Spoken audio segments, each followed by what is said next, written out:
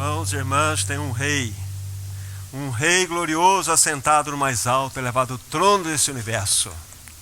A ele toda a glória, toda a honra, todo louvor, toda a dignidade, toda a adoração que somente ele merece receber. Que convite é esse que você recebeu, meu irmão, minha irmã? Que eu recebi?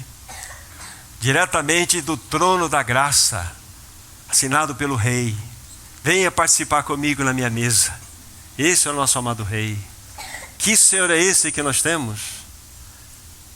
Que nesta noite, realmente o Espírito Santo possa abrir um pouco mais o nosso entendimento, a nossa compreensão espiritual, para que possamos, com os olhos dilatados pela graça, enxergar um pouco mais da indescritível beleza do caráter do nosso amado Senhor. Temos visto que Ele é um Senhor extremamente santo, santo, santo. Ele é absolutamente justo, Ele é absolutamente amoroso, absolutamente gracioso, misericordioso. Tudo isso em potência elevada. Esse é o nosso amado Senhor. E nessa noite, com a ajuda do Senhor, eu gostaria de tocar um pouco numa realidade que os irmãos já ouviram de outros irmãos até, mas que fala-nos a respeito do caráter perdoador do nosso amado Senhor. Ah, queridos irmãos, certa vez eu ouvi uma frase que me impactou muito. Nós nunca seremos tão semelhantes, tão parecidos como o nosso Senhor, quando perdoamos. Quando nós estendemos a nossa mão de perdão. Isso é realmente algo que deve impactar nossos corações. Uma coisa que é muito importante para nós é que, de fato, o Espírito Santo tome conta desse momento dos nossos corações, porque somente Ele pode abrir nosso coração, nosso entendimento espiritual, para discernirmos o momento que nós estamos vivenciando agora. Eu vou tomar 3 porções, nós vamos ler juntas essas 3 porções, depois vamos considerar alguns pensamentos que o Senhor colocou em meu coração. Primeira porção, Marcos capítulo 2. Marcos capítulo 2, do versículo 5 ao 11.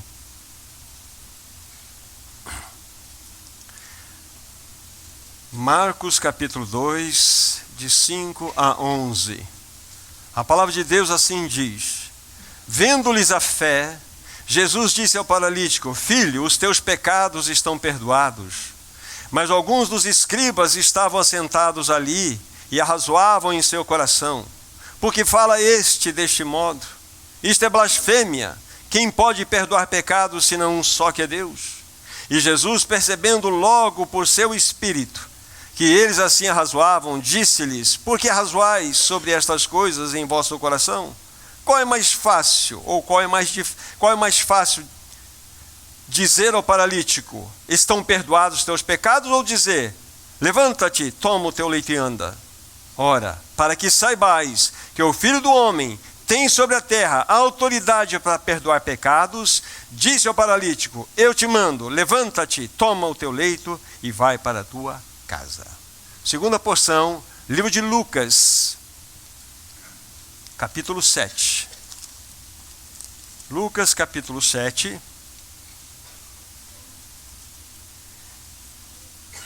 E aqui vamos ler 2 versículos, é o 48 e o 49. Lucas 7, 48 e 49. Para que os irmãos se situem no contexto, aqui toda a narrativa envolve a história daquela pecadora que tinha um vaso de alabastro. Ela entrou na casa de Simão, e então por trás do Senhor Jesus estavam os pés. Ele lá derramou aquele perfume valioso, aquele unguento sobre os pés de Jesus e regava-os com as suas lágrimas e enxugava-os com os seus próprios cabelos. E depois de todo o cenário aqui completado, então vem os versos que eu quero deixar registrado para os meus irmãos, versos 48 e 49. Então disse a mulher: Perdoados são os teus pecados. Os que estavam com ele à mesa começaram a dizer entre si: Quem é este que até perdoa pecados? Quem é este que até perdoa pecados? E a última porção, nesse mesmo livro de Lucas, capítulo 23, apenas um verso. O cenário aqui é a crucificação do nosso Senhor. É o versículo 34. Lucas 23, 34. Contudo, Jesus dizia: Pai, perdoa-lhes, porque não sabem o que fazem. Só essa primeira parte. Contudo, Jesus dizia: Pai, perdoa-lhes, porque não sabem o que fazem. Irmãos, quando nós seguimos as pisadas do nosso amado Senhor Jesus ao longo do seu ministério, nós vamos vê-lo andando por todas as partes, aldeias, cidades que ele visitava. Ele deixou um rastro de graça, de misericórdia, de bondade. E em muitas dessas ocasiões, e algumas delas eu separei duas aqui para vocês, ele também exercia a sua realidade de perdoar aqueles que necessitavam. Como foi no caso que nós apresentamos para os irmãos aqui, da cura do paralítico e também daquela mulher pecadora. Ali nós vimos claramente o Senhor Jesus Cristo mostrando que ele tinha todas as prerrogativas divinas para perdoar pecados. E na leitura que você e eu fizemos juntos aqui, nós observamos que houve indignação nos dois grupos aqui que nós atentamos. Uma indignação maior foi apresentada ali em Marcos, no capítulo 2, quando eles começaram a dizer e conversar um ao outro: quem é este que blasfema? Só Deus pode perdoar pecados. E verdadeiramente eles estavam corretos. Só Deus pode perdoar pecados. Mas ali estava Deus, o Deus encarnado. Então o Senhor Jesus, ele tinha todas as prerrogativas divinas, e ele as exerceu quando assim foi necessário. Mas o que mais chama atenção é que nessa última citação que nós acabamos de fazer aqui, o Senhor Jesus Cristo, ele roga ao Pai para que ele, então o Pai, perdoasse. Isso deve chamar a nossa atenção. Naquela cruz onde nós estamos citando aqui agora, naquele evento, o Senhor não exerceu o seu direito divino, a sua prerrogativa divina de perdoar. Mas ele pediu ao Pai que perdoasse os seus algozes. Só uma observação: algozes envolve não somente aqueles que estavam à volta da cruz, envolve a mim, envolve a todos nós. É interessante, ele então pede que o seu Pai perdoasse aqueles que o feriam. Por que ele não exerceu o seu direito divino? Por que ele não exerceu a sua prerrogativa divina? Por dois motivos. O primeiro motivo é porque ali na cruz, ele era o Cordeiro de Deus que tira o pecado do mundo. Ele é o Cordeiro de Deus que tira o pecado do mundo. Lá em Isaías 53, verso 7, fala assim: como cordeiro foi levado ao matadouro. Ao matadouro. Em Efésios 5, 2 está escrito, a palavra de Deus está dizendo lá que como Cristo também nos amou e se entregou a si mesmo por nós, como oferta e sacrifício a Deus em aroma suave. Ali na cruz ele era o cordeiro, era a oferta. Então, ali ele estava exercendo o seu papel, que fez com que ele então pedisse ao Pai para que o Pai perdoasse aqueles algozes. Então ele, ainda que era Deus, ele deixou de lado os seus direitos divinos, então ele pede para que o seu Pai então perdoasse aqueles seus algozes. Essa é a primeira motivação. Ele era o Cordeiro de Deus que tira o pecado do mundo. O segundo motivo pelo qual ele então orou: Pai, perdoa-lhes porque não sabem o que fazem, é porque ele identificou-se com o homem. Ele estava plenamente identificado com o homem. Ali no madeiro, o que temos de cenário? Ali estava, na verdade, o varão aprovado por Deus. Estava o homem perfeito, que estava orando ao Pai por homens caídos como nós, para que o Pai pudesse nos perdoar. Entende? Então aqui temos diante de nós o homem perfeito estava orando ao Pai para que o Pai perdoasse homens caídos como nós. Ou seja, ali no Calvário, na cruz, ele era o perfeito substituto do homem. Então, por que ele pediu ao Pai para que o Pai perdoasse? Porque ele era o Cordeiro de Deus que tira o pecado do mundo, porque ele havia se identificado plenamente com um homem. Somente um homem poderia remir um homem. Isso é incrível. Quando nós pensamos agora, olhando para o cenário do Calvário, vendo toda aquela cena, aquele cenário incrível, enquanto os homens estavam dando o pior de si mesmos, ferindo o Senhor Jesus naquela cruz, qual era a reação do Senhor Jesus Cristo? Orava não por justiça, mas para que o Pai perdoasse. Para que o Pai perdoasse aqueles malfeitores. Então vejamos vejamos o que está acontecendo aqui. Ele orou para que aqueles malfeitores, e consequentemente a nós, eles não sofressem o dano da sua própria maldade. Preste bem atenção.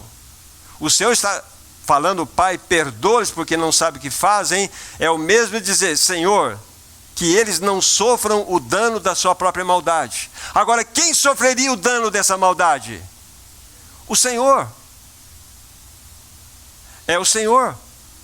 Vocês se lembram daquela ocasião quando aquela mulher foi apanhada em adultério e a lei dizia que ela deveria ser apedrejada e foi levada diante do Senhor Jesus e tem todo o desenrolar?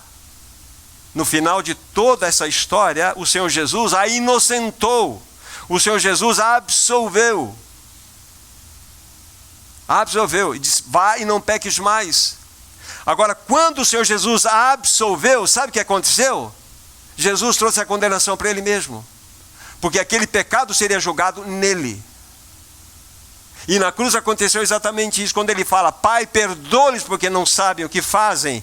É exatamente isso que nós temos diante de nós. Pai, não permita que eles sofram o dano da sua própria maldade. Quem sofrerá o dano? O Senhor Jesus. Então esta realidade precisa estar forte no nosso coração. Agora nós precisamos recuperar um pouco na nossa mente o cenário do Calvário. A dor que o Senhor Jesus padeceu lá. O que mais impressiona em tudo isso é que se o Senhor Jesus desejasse no seu coração que seu Pai o livrasse daquela situação, o Pai o faria. O Pai o livraria. Mas o Senhor Jesus não agradou a si mesmo. Isso impressiona. Muito tempo atrás, eu li um artigo que muito me edificou e eu gostaria de fazer aqui algumas observações nisso que está relacionado com esse cenário. Quando nós colocamos o Calvário diante dos nossos olhos, nós vemos o nosso amado Senhor ensanguentado, pendurado no madeiro, elevado ao ar. E esse irmão vai dizer o seguinte para nós, que o Calvário não foi apenas um evento terreno. Não foi um evento terreno. O Calvário, na realidade, é uma cena cósmica que envolveu todo o universo. Aí, abro aspas, e ele vai dizer o seguinte, preste bem atenção. Ao contemplar Calvário, nossa cena aqui é o Calvário. Ao contemplar tudo aquilo, todas as moradas dos lugares celestiais foram esvaziadas. Todas as hostes angelicais foram esvaziadas. E todas elas entraram no templo. Encheram toda aquela colina, todo o monte ao redor de Jerusalém. Milhões e milhões de espadas foram desembainhadas por outra miríade de anjos ofendidos que choravam. Cada fibra neles se encontrava tensa, esperando uma ordem, qualquer ordem, que lhes permitissem desatar um severo juízo sobre aquele monte, naquela injustiça e terrível, cruel que estava acontecendo. Mas essa ordem não foi dada.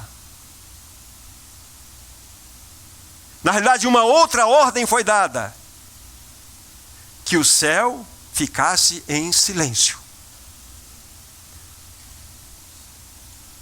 Uma ordem partiu do trono: não haja intervenção.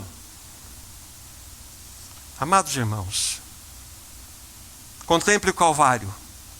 Por um lado você vê o teu Senhor crucificado, ensanguentado lá. Veja os transeuntes, além dos soldados romanos, blasfemando, escarnecendo, zombando. És tu, Filho de Deus? Desça daí. E nós creremos. Por um lado, essa cena. Por outro lado, contemple as miríades em todo esse céu, observando, em silêncio. Muitos desses anjos, possivelmente, haviam cantado quando o Senhor havia nascido em Belém. Agora, eles estavam observando a cena mais dramática da história. Estavam calados e não podiam fazer nada, porque havia uma ordem do trono: não intervenham. O céu ficou suspenso, calado, aguardando o resultado que só o Pai conhecia. Os anjos não são oniscientes. Só o Pai conhecia. Eles eram obedientes. O Filho eterno, o comandante do universo, o supremo absoluto, foi açoitado, humilhado e pregado numa terrível cruz. E os guardiões dos céus assistiam tudo e não podiam intervir, porque a ordem já havia sido dada. O que estava acontecendo, irmãos e irmãs? O que estava acontecendo? O plano eterno da redenção estava sendo consumado. Aleluia. O cordeiro estava sendo imolado. O homem perfeito estava entregando a sua vida santa e pura por homens caídos como nós. E esse homem perfeito estava rogando ao Pai: Pai, perdoa-lhes, porque não sabem o que fazem. O Senhor precisava beber aquele cálice até o fim, até a última gota. Se os anjos interviessem, não haveria redenção. O preço do pecado jamais seria pago. Não haveria perdão e nós morreríamos no nosso pecado. O que manteve os céus em silêncio foi a decisão, foi a valentia do teu amado Senhor Jesus Cristo. Quando Ele se entregou voluntariamente para salvar a cada um de nós naquela cruz. Sabe, Filipe? É como se Ele dissesse assim: Pai, sobre Filipe, o teu perdão, sobre mim, a tua ira. É isso que aconteceu no Calvário. Sobre cada um de nós, o perdão. Sobre Ele, a ira. Esse é teu amado Senhor.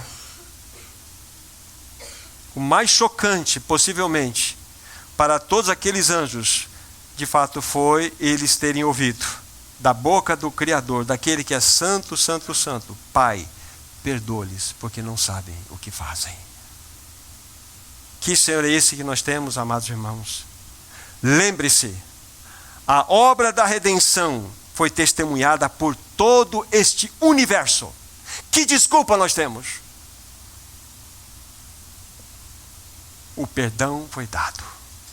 O perdão incondicional foi dado. Esse é o nosso amado Senhor Jesus Cristo. Amados irmãos, ali na cruz, Ele estava pagando o mais alto e elevado preço para que nós fôssemos plenamente perdoados. Perdoados.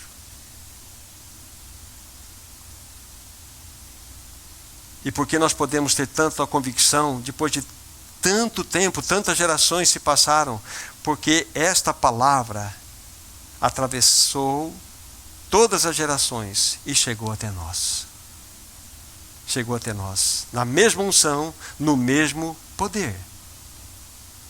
Nós podemos ler duas coisas nessa mesa. Pai, perdoa-lhes, porque não sabe o que fazem, mas nós podemos ver o resultado. O resultado é o seguinte: nós somos o fruto do penoso trabalho da alma do nosso amado Senhor. Ele deu a vida por nós, Ele nos perdoou. Ele nos perdoou plenamente. Há 3 movimentos importantes para nós entendermos. Essa é a mesa do perdão. Se essa é a mesa do perdão, logo ela deve estar cercada de perdoados, correto? Correto. Se você é um perdoado pelo Senhor Jesus Cristo, então você é convidado a participar dessa mesa. Mas antes que você rapidamente tome essa decisão, deixe-me dizer que há um outro movimento importante. Essa mesa do perdão, dos perdoados, mas dos perdoadores.